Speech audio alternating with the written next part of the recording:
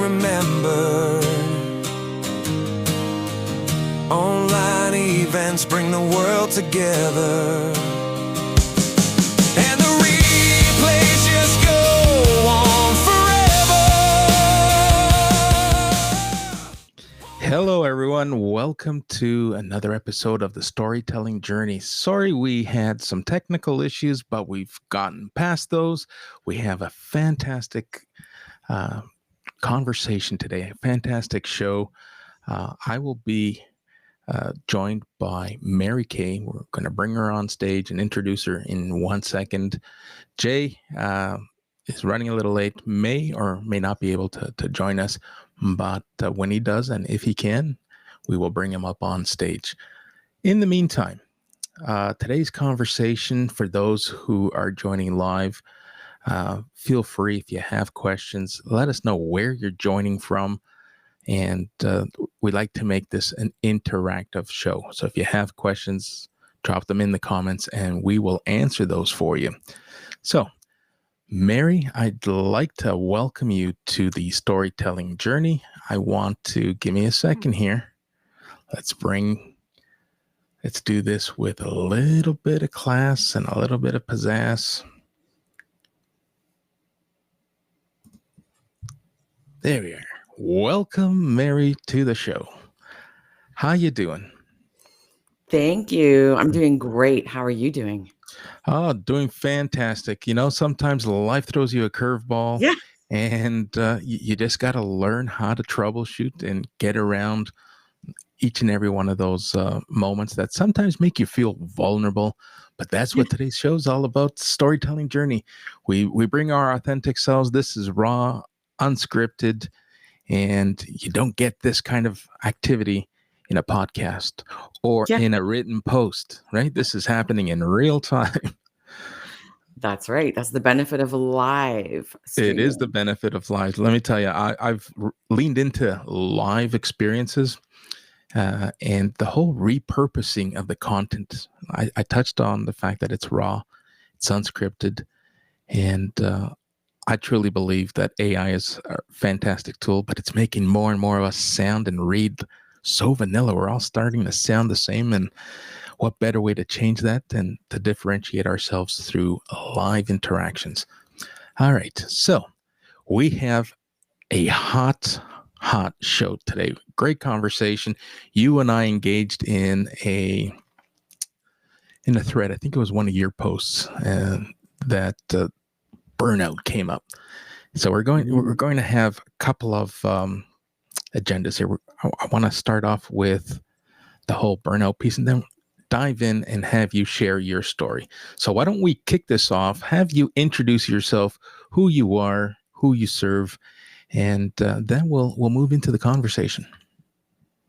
Okay. Well, first of all, thanks for having me here. I am a writer and a book coach and a storytelling guide. And I just recently retired from the corporate world. This is week number 3, which is awesome, to pursue entrepreneurship. So that is my book coaching business and freelance writing. And I help authors, aspiring authors, and professionals bring their message to life. So, you know, I think you and I, Americo, we have a common thread there. We want to help people bring their message to the world. And, you know, I help them overcome their roadblocks and use storytelling to connect, to captivate, to have compassion for themselves as well, and make a real impact, and other goals as well. So they can use a book, for instance, to do, be a prequel to a speaking engagement, or maybe a TED Talk, or maybe they're looking for a promotion. They want to get seen. They want some visibility, or they're selling a product or service. So that's a little about me.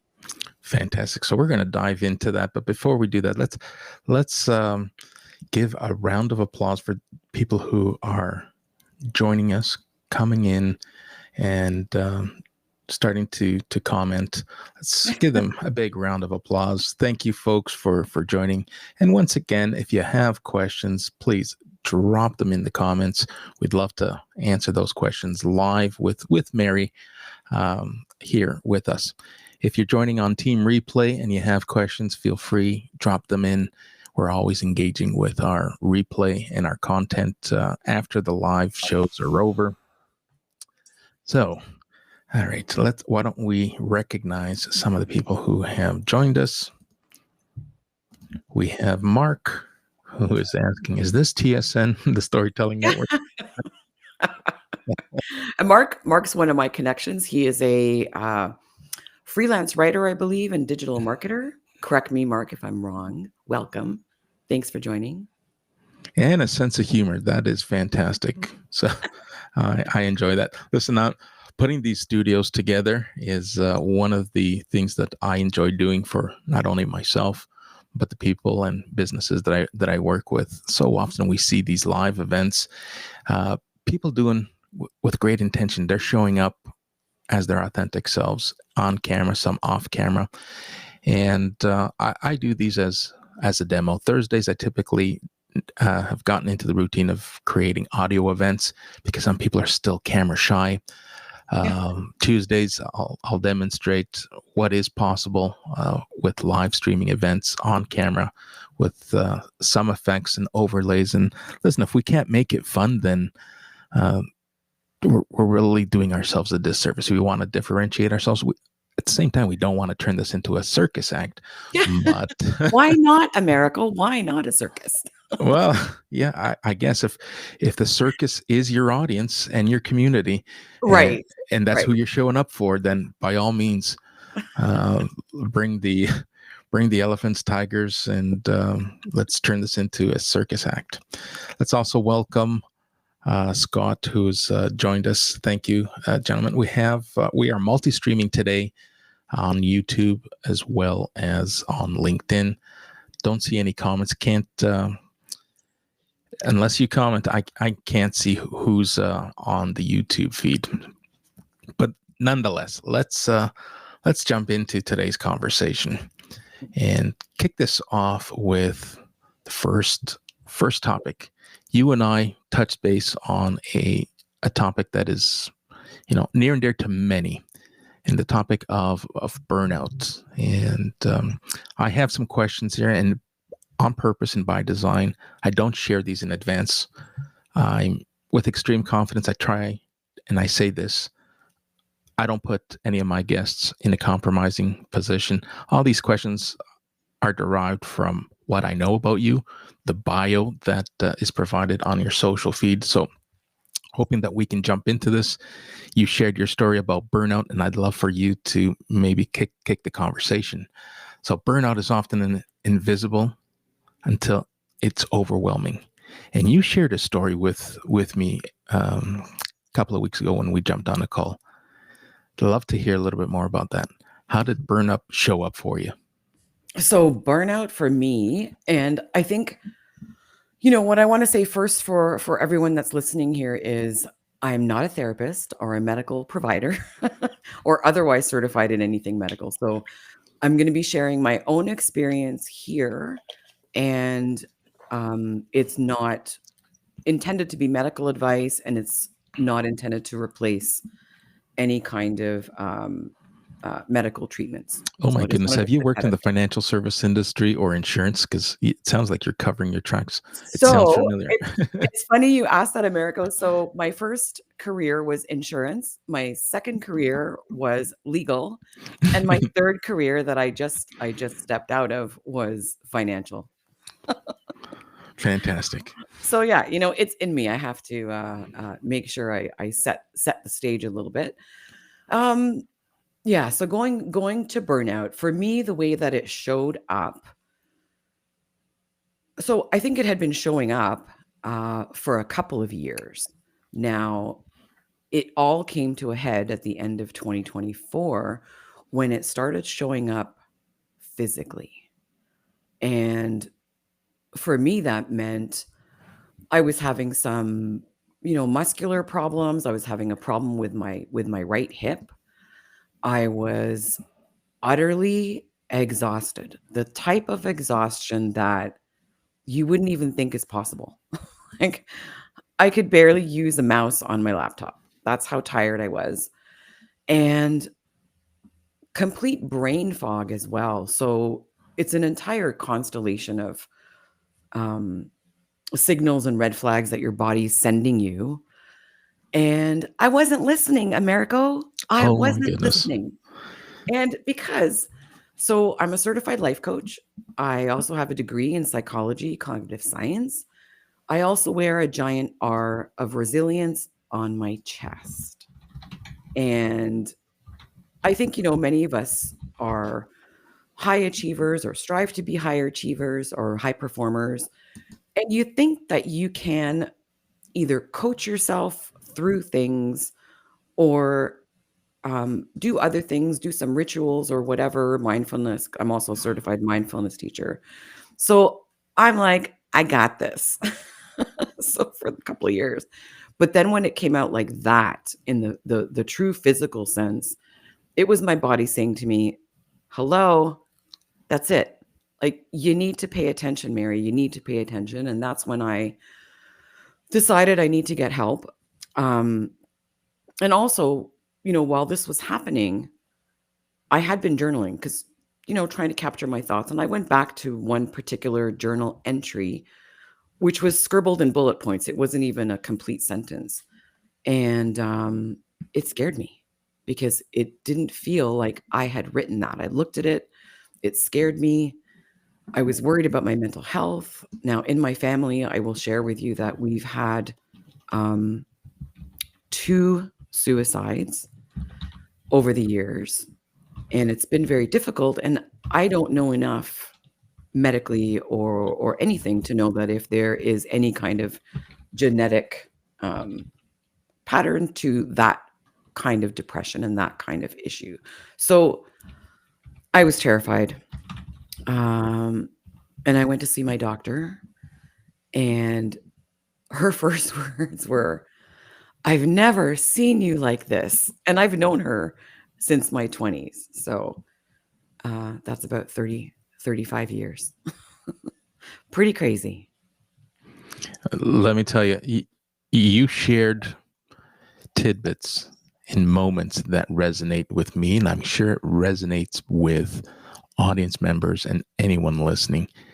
Our bodies, after we have a full collapse, Mhm. we sit back and we reflect. It's like, oh my goodness, the signs were there, and you just think that, all right, if I can just push through this, you know what, this fatigue, this aching, and everything that you've described, I too went through. And Wow. now this isn't a competition to see who went through what first, but if there's anyone listening and you're hearing what Mary has shared with us and you're questioning, wow, I feel that. Listen, if you don't take action, if you don't ask, that your body will just naturally shut it down. It's like, all right, you're not listening. We're pulling the plug. We're hitting the reset button, and we're going to get you some help. That's what happened to me. It was a complete, unplug, and it's like, all right, I need to get some help. And the medical advice that I got, was, well, you're one of those. You're on the hamster wheel. You don't think of it, and don't feel bad. This isn't unique to you. This is a systemic issue that comes from just corporate society. Everyone wants to climb a run in that ladder, and you get overwhelmed. You're balancing career, you're balancing family, you're balancing, a whole variety of life Yeah. related issues that your priorities gets diluted, and Yeah. what you think is important becomes the nemesis that brings you down. Yeah. And Right? it really brings you down, as you know, as we've, a lot of us have that lived experience, and it And brings you down. And sorry, go ahead. yeah, it is. how can I describe that? You can't. We each uniquely have our own stories and our own ways of listening to ourselves, and you learn just like anything else. You learn through failure, and once your body shuts you down, it's how you get back up, get back into that lane. Do not shrug it off. It's like, all right, this is, you will relapse. You got to do it properly, and you got to do it for yourself. All right. Yeah, that's right. And I think, Americo, there is, getting help, and the help is going to be different for everyone. I did go to therapy, to psychotherapy. I went to my doctor first. She referred me for psychotherapy.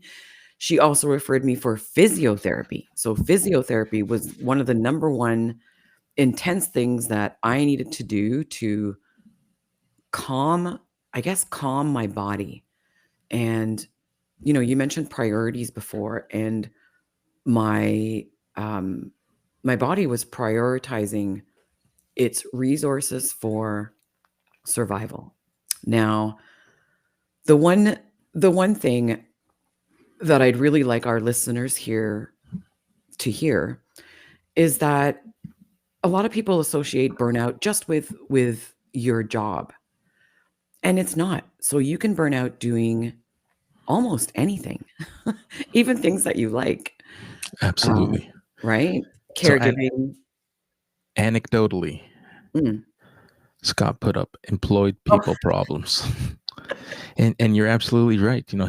He does. He does come back and say, he's kidding about employed people problems. yeah. These are just human problems. These are Yes, problems that we exactly. encounter. Yes, most of it happens, and some of the biggest triggers happen because of how consumed we get with work.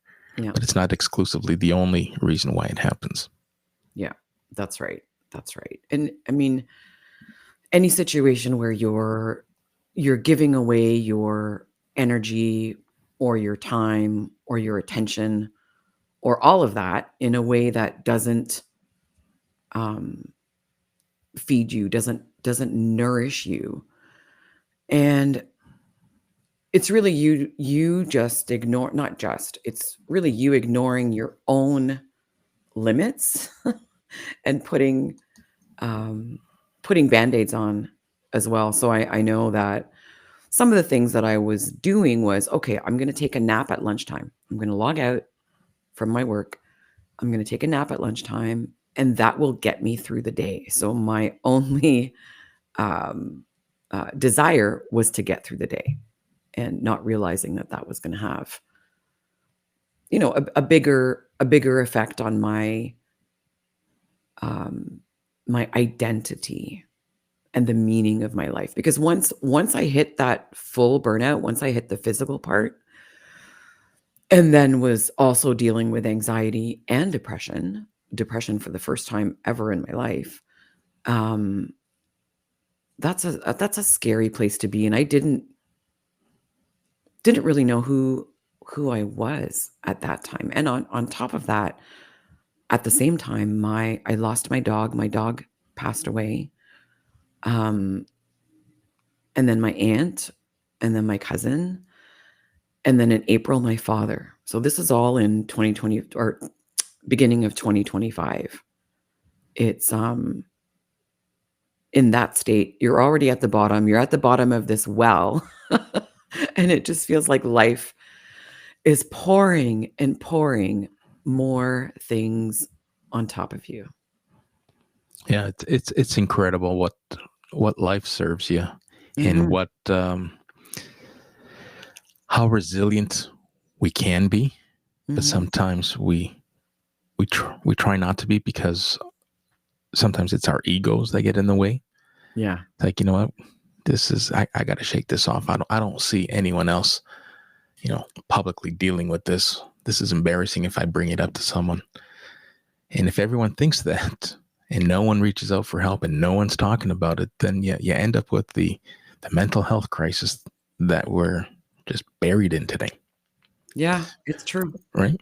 And it brings up my next question. So, what did the process of rebuilding look like for you? Ooh, rebuilding. So, in addition to psychotherapy and physiotherapy, I needed to balance myself. So that meant I'm balancing my support system. So it's my physical aspects, emotional aspects, mental aspects, and spiritual. So those four things, and doing things like simple things, because I didn't even want to jump out of jump out of bed. Um, a short walk, fresh air, sunlight, physical. That was the physical thing. My therapist had recommended me restarting my hobbies. So one of my biggest passions, which used to be a business for me, is photography. And my answer to her was, "What's the point?" Now, this is at the beginning of my therapy. That answer changed later. So, yeah, the physical, then the emotional was trying to name the feelings that were coming up, have a little bit more awareness, track my triggers. Like, is there something triggering me? What is it? So, a little bit of self awareness there. And then spiritual meditation and mindfulness. Now, meditation had stopped working for me because as I started to experience depression, meditation actually became dangerous for me because it was taking me freely down very dark places and dark thoughts. I have since resumed meditation practices that has been helping. Getting out into nature. And then for the mental aspect, mental health side was let's try and do some reading. Let's try and be creative. Let's have some affirmations that are going to prime my day. So it was a little bit of this and a little bit of that every day, just trying to keep in mind that my goal is balance, and my goal was actually survival. It really was survival because I know a lot of people talk about, we see a lot of content about thrive. You need to thrive, thrive, thrive, thrive, thrive, thrive. And for me, before you can thrive, you need to find ways to survive. And survival is a great thing to pursue. Survival is a great thing to pursue. And then there's the whole conversation that many of us get caught up in, that whole fight or flight Yeah. place and mindset. Sometimes it's easier to just bury something Yeah. than it is to fight for what's right. Yeah. So It's anyway, let's continue. let's move on. Okay. Let's move on. This was a great opening, Scott. I feel your pain. You had to put your cat down. People don't realize how close we become to our pets. They become an extended part of our families and our personalities, and it is hard having to put a pet down. Totally. Listen, I've been there. I may be there in the not too distant future. One of my two dogs, one has passed away as well already, and I have another senior who's knocking at the door of the pet pearly gates. But so, well, we'll hang in there. Jay, thanks for joining. Jay goes on to say that he loves telling great stories about his success, his failures, and overcoming the biggest life challenges. So now we're going to transition into another, or segue into other questions that really speak to what you're doing today, because you now help people navigate and share their stories, their personal stories, don't you? I sure do. And thank you for that setup. So, storytelling is like we are the stories that we tell ourselves. That's number one. So when you're in a bad place, you're telling yourself a story that probably doesn't align with your best self and your best future.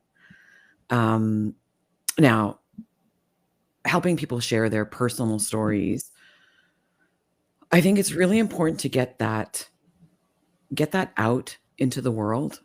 Tell your message. I mean, we look at so many things, and you touched on it earlier, Americo, with AI driven or AI generated content. And I've got nothing against using AI to generate content. But I do think we are craving that human connection. We are craving that authenticity. We are craving people's wisdom. We're craving messages that help us as the consumer of those messages see ourselves in it. And so my specialty is nonfiction book writing and nonfiction storytelling. And I think that, the power of a narrative to connect with your audience, it's priceless. And AI might be able to assist you to do that. But I think, it's really got to come from you. It's telling your story might help one person. It also might help you achieve the thing that you want to achieve, depending on what the goal of your message is, whether it's in book form or it's online, or Americo, your specialty, live, live studio, live streaming. Stories are important, and we're human. So storytelling across cultures, it's a universal thing. Everybody understands a story. We hear stories as children. We hear stories throughout our lives. We hear about our past relatives. We even hear about ancient philosophies and stoicism. And there's a reason that those things are persistent in our world. Storytelling, consuming and telling stories is a part of every human. Yeah, it's so important. You touched on some very, very strong words that, hey, AI, I too appreciate the value that it brings. But when you take a look at how we're showing up on social media as an example, and whether it is AI generated or just the graphics that we're using, the Canva style templates, like, we're not being authentic. We're just going through the motions because everyone else is doing it. And we don't realize why people aren't engaging. So, whether you help writers, authors, and I'll help coaches and, solopreneurs be seen, be heard, and be remembered by their audience and by their communities. But you want to be remembered for the right reasons. And, you got to bring your authentic self. And what better way than through storytelling? What better way than through live streaming? Like you and I, what we're doing and what we're offering in terms of support and services complement what we're talking about. And it is so important, which is a great, I love how this happens so systematically without rehearsing. It brings me into the next question. So let's say someone who is interested in writing a book, they've been manifesting this idea. So how do they move from I have an idea to I have a manuscript? So I have an idea. There are a bunch of exercises I can take people through to clarify that idea. Now, the first thing is, and it would be the same for you, Americo, is know your audience. Who is your audience for this idea? Before we go down the road of refining that idea, we have to clarify our audience. Then we have to clarify, okay, what do you want your book to do for that audience? Do you want it to, maybe it'll entertain, maybe it'll be something actionable, maybe it'll be something that will help them transform in some way. So there's a lot of upfront clarification and discovery. So that's where it starts is discovery. Well, here's a question for you. What happens, and we know this happens all the time. It happens. I can share a few examples of my own where, the thought just jumps into our minds, like, who's going to want to read this? Who cares about my story? And you'd be surprised, wouldn't you? Yeah. So even if it's one person, and I think, the way that I think about writing is think about writing to that one person. So your target audience is that one person, even though it may be a segment of the population. And I mean, I think that's enough. It's going to resonate with someone, um, especially once you put some of the storytelling techniques and the writing techniques, and I mean, copywriting techniques. So copywriting is one of my other areas of expertise. You want to make your reader feel something or learn something or be inspired by something. So it really depends on the goals of the aspiring author. And they might have, 5 different ideas. So we can focus on one. And if you want to write 5 books, I'm up for the task. All right. So here's going to pause again for our audience. If you have questions, listen, if you want to join the call, if we're not connected, make sure that you reach out, connect with me, and I will send you the studio link and you can join this call. Otherwise, drop your comments or questions in the comments and we'll continue. All right. So next question, which I know a lot of us are thinking, and a lot of us let perhaps get in the way of moving forward. And it's really around, perfectionism and how it's like, oh, I'm not ready. It's not quite ready yet. I got to just make some fine tuning. I got to polish it up a little bit. That whole mindset around perfectionism and that fear and anxiety. How do you help shift that with the people that you're working with who are stuck in that mindset? So, overcoming a mindset like that, it's going to take a little bit of time. And it is a fear. And it depends on the person that I'm helping. So some people can say, I'm afraid of this. And I can say, so, right? So what's going to happen? What's worst case scenario? And then we'll go to what the worst case scenario is. And it's like, okay, so can you make a plan for that worst case scenario? If you were to put this out as it is, what would be the worst thing that would happen? So that's one. Now, there are other people who would prefer a little more of a delicate approach. And in that sense, we would set up goals at the beginning of the coaching engagement. So as I'm coaching you through your book, we'll set up some goals. And part of that is checking off those goals as we proceed. So if they come up with something that is, to them, it's not perfect, we can say, okay, it's meeting all these goals. When is it going to be good enough? So it's having them decide, okay, am I going to be okay with good enough?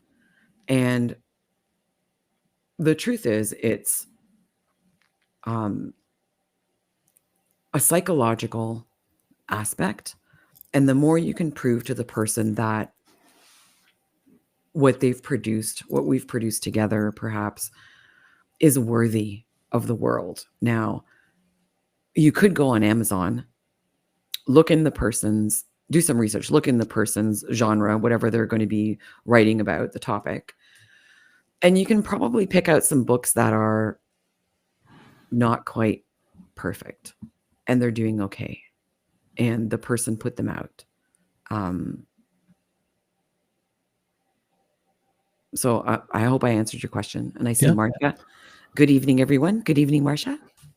Thanks for joining, Marcia. Always a pleasure to have loyal followers who come back to these shows. It means a lot when I see familiar names and faces and engagement in the comments. So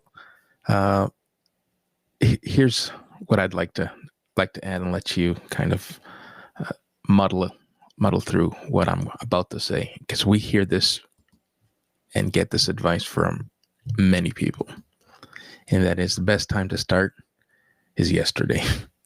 Right? It's not going to be perfect. It's not going to be polished, but you got to start. Like if I look at where I was a year ago from content creation, I'm going to refer to myself in the third person. Americo was this keyboard warrior, right? And he knew he sucked at writing. He knew he hated to write, but he was just doing what everyone else was doing. And, some posts got some traction, some not so much. Then I realized, like, there's got to be a different way. There's got to be a better way to do this so that I don't feel and sound and seem like everyone else. Right? So, but I had to start. You got to make that decision, and you can't be afraid to suck at something, knowing that it's part of the journey and you will make it through and you will improve. So what are your thoughts?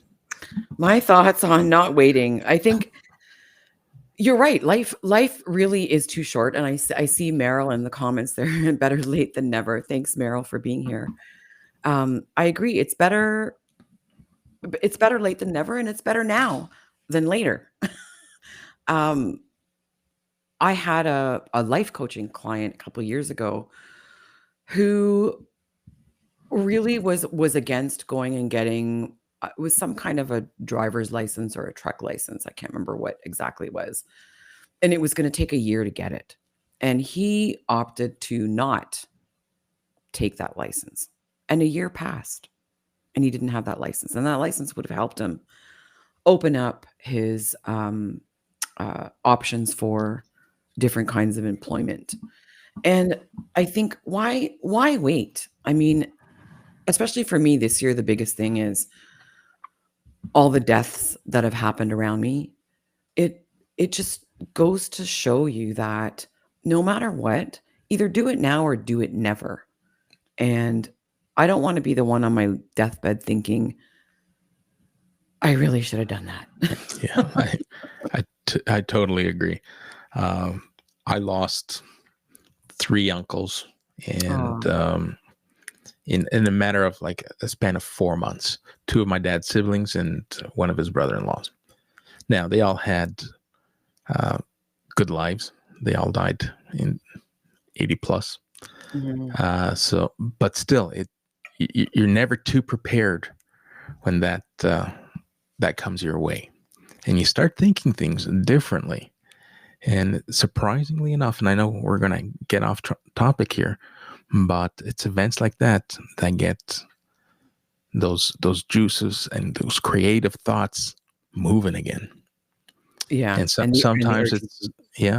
it's the different health decisions, lifestyle decisions, and sometimes it's what sparks an idea that you've been talking about manifesting for years.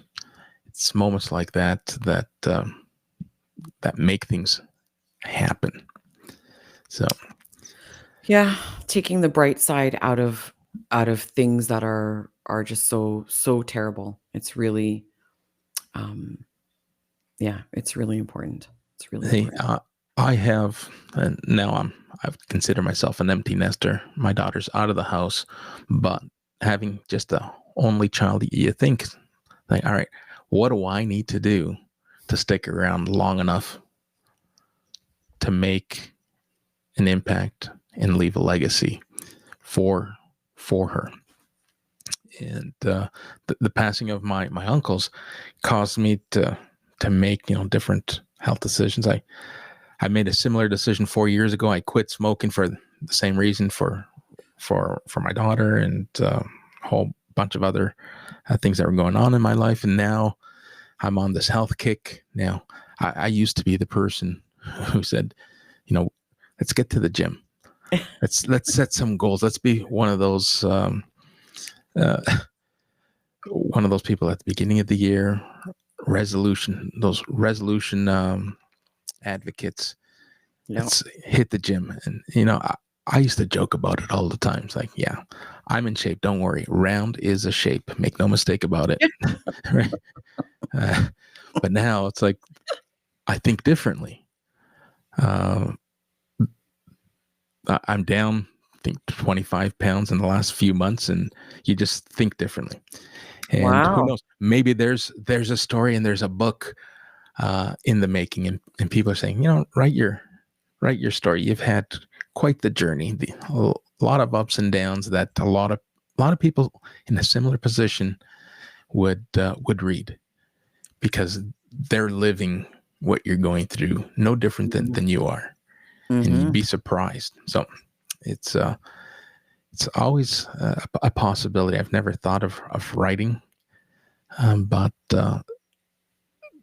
as each passing day goes by, I do think, hey, this could be a great way to leave a legacy. Let's chat. Let's chat, Americo.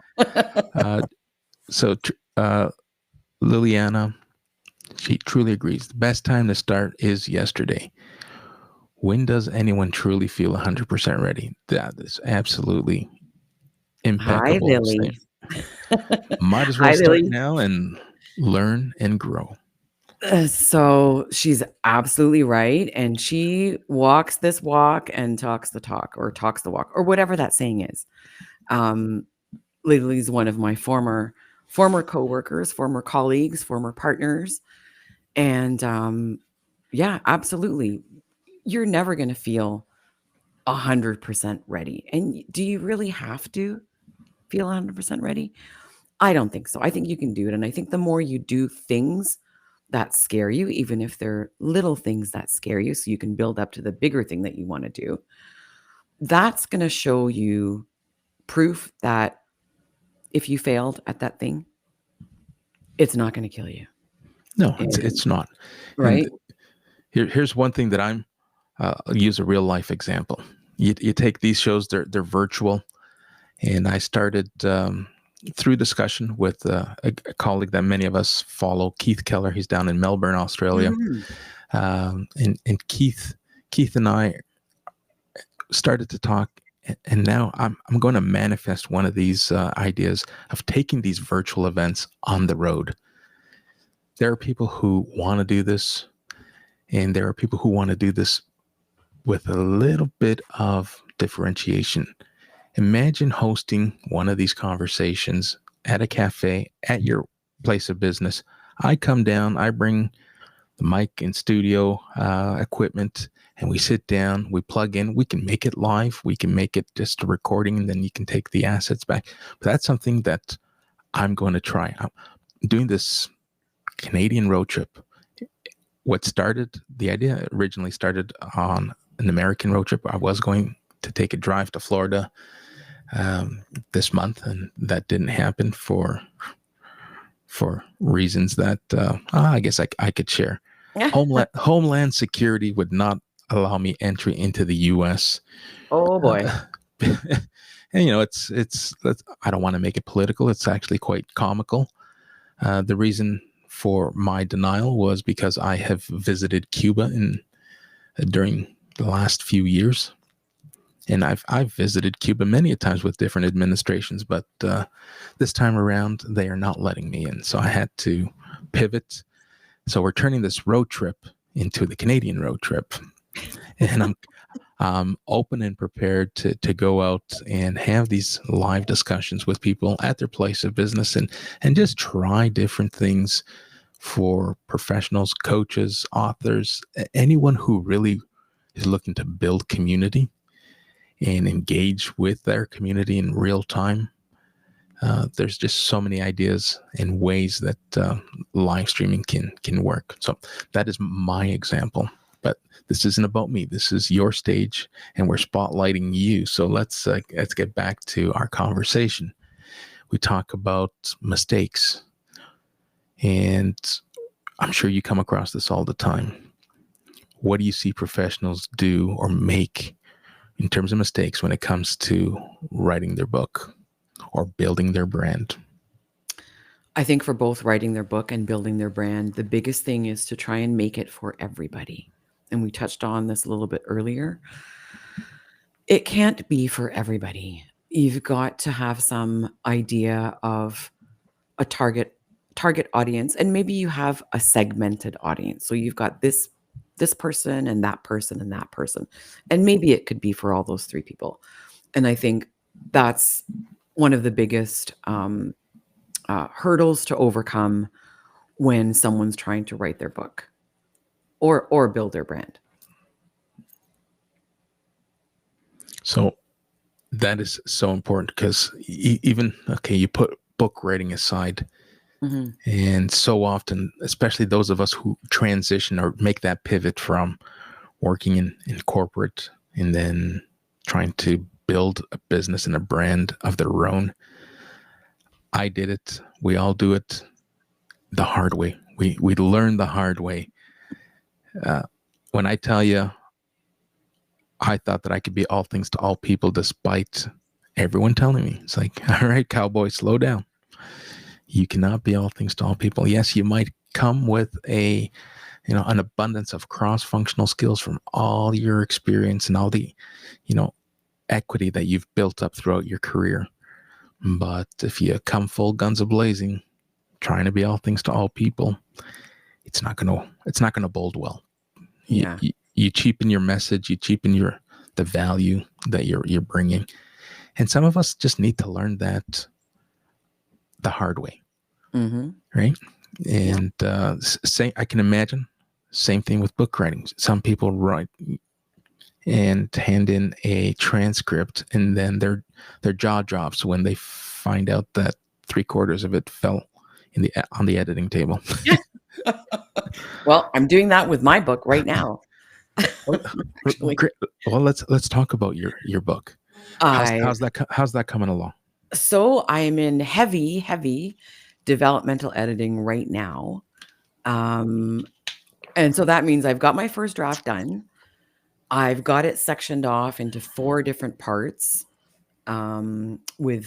Within those 4 different parts, there's 20. Right now, there's 20 chapters plus another 3 chapters. So it was just a matter of getting it down and getting it into a structure. So right now, I'm revising the structure a little bit and then cutting out what really doesn't need to be in there, because my book is for people that are transitioning, rebuilding their identity after burnout, burned out and bummed out. And so I don't want to write a book that's a giant wall of text, right? If someone's going through burnout, they certainly aren't going to read a book that's got walls and walls of text. So I'm trying to structure it in such a way that it's easy to pick up, read a couple of pages, put down, come back to it. So that's where the heavy editing and the words on the floor are happening. Yeah, it reminds me of high school English classes all over again. Yeah.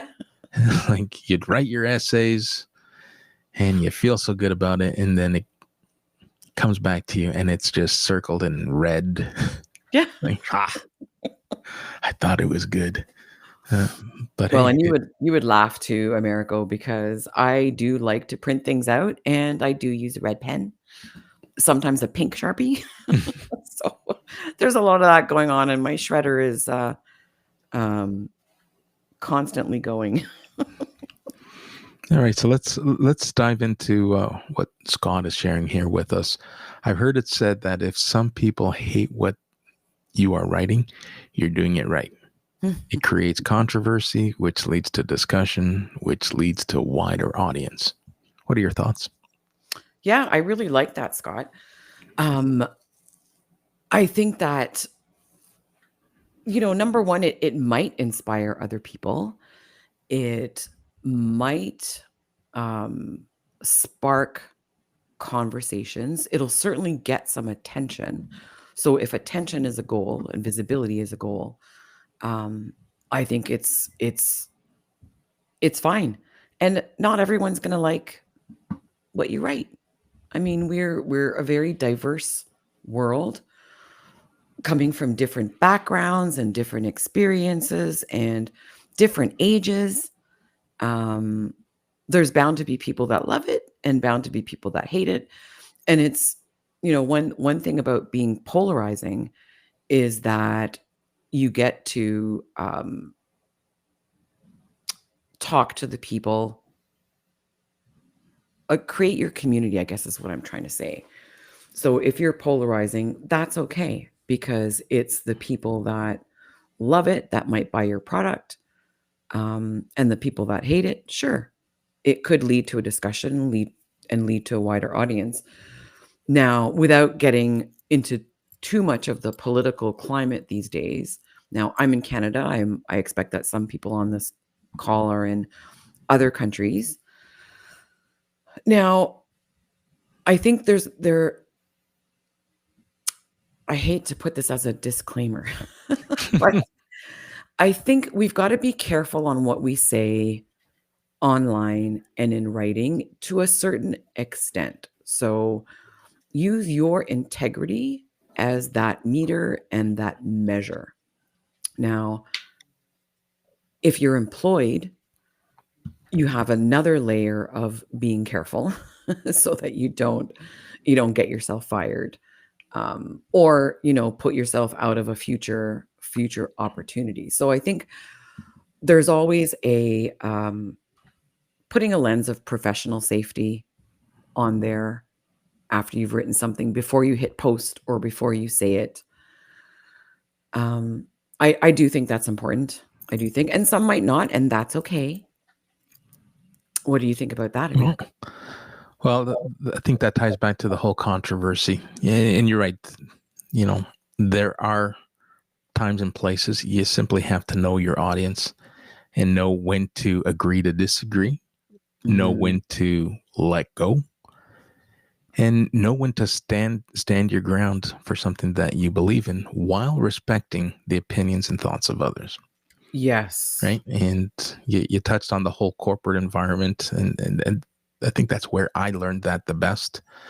Um, Understanding your audience and understanding how far you can push the envelope, and it's no Mhm. different with social media. Yes, will controversy get you virality?